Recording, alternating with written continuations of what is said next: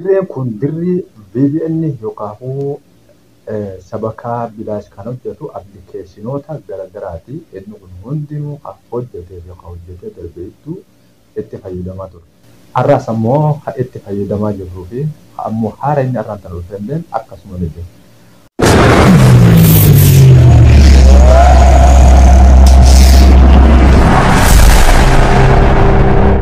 Assalamualaikum warahmatullahi wabarakatuh. Ashama harka fuune jirra jirtu isin jecha obboleettii kabajamoo akkuma yeroo hunda beekamu guyyaa hunda yeroo tokko appilikeeshinii haaraa viidiyoo guyyaa irraa isin maxxansina.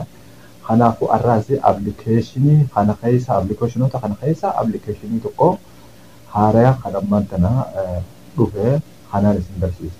Warreen ammoo duraan kan garaagaraatti fayyadamaa turtan har'a hammi tokko dhaabbatee ture.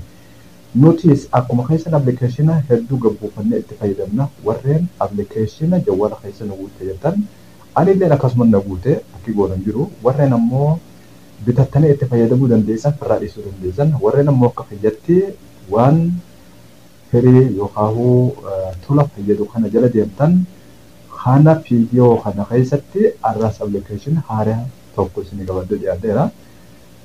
Kanaafuu appilikeeshiniin kun akkamitti hojjeta eessa argama kan jiruu fi yeroo hundaa'uu appilikeeshinoota dhufan kana liinkii isaa hogguun fuudhee telegiraama jalatti hin maxxansa. Akka nama dhibnee fi telegiraama jalatti hogguu maxxanee liinkonni telegiraama jala hogguu jiran yeroo shabakaa qabnellee gabbuufachuudhaaf xiqqoo siif mijata.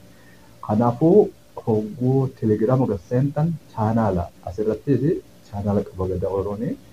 Chaanaala gadaa Oroo kana jala hogguu dhuftan argachuu dandeessan. Fakkeenyaaf yoo nuti fakkatee appilikeeshinii har'a kana yemmuu jiru kun isa kana appilikeeshinii kana irra gadhootanii buufachuu dandeessan.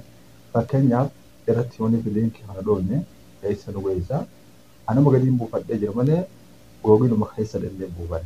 Googil kun isin iyyuu maarket bakka irraa waa buufatan kiristoor jechuu guyyaa. Open godhan seenaa isin ammoo daawunlood godhanii maqaan isaa isuma san itti barreessuu dandeessanii. Ammamee isa kana connect irraa gara disconnect itti deebinee ni hojjetu hin hojjetu eessarratti akka hojjetu waliin ilaalla.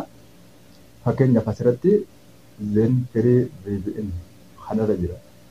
Amma disconnect inni hojjetaa hin jiru waan ta'eef isa kanarratti hogguun dhahee mee sirfarii isaa waliin ilaalla.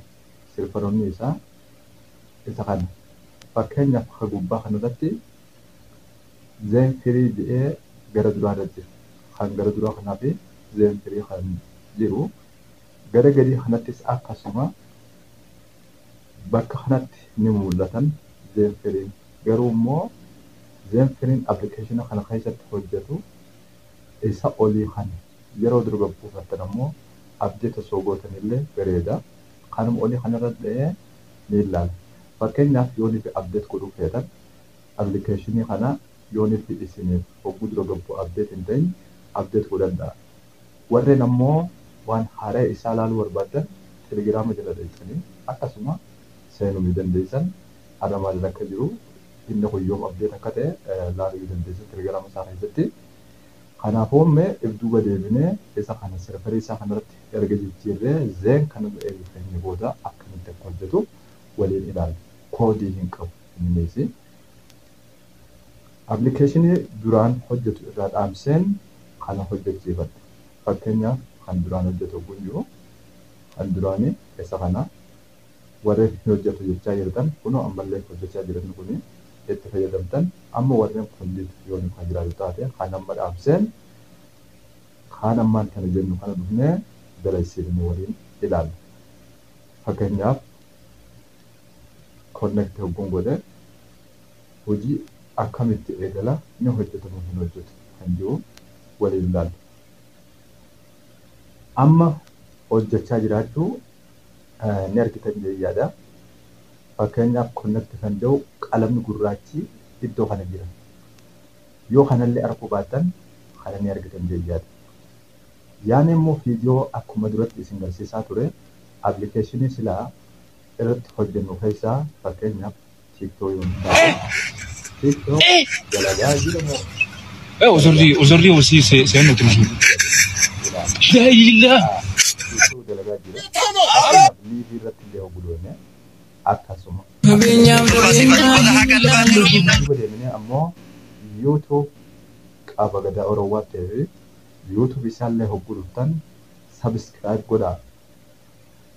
Subscribe godhaa viidiyoota ajjala jiru kana hunda keessaa amma viidiyoon lama akkas ni hojjetanii application kun ni hojjetan kunis kan sa'a 19 galakifame hammataa biraa jiru kuni oguu kana hojjetan immoo hordoftoota biyyaa like godhuu hin dagatinaa viidiyoo hogguu daawwattan like godhaa yoo nuti isiniif tole share illee waliif godhaa viidiyoo biraatiin hamma walitti deebinutti har'aaf application kanaan turtii gaarii isiniin jedha.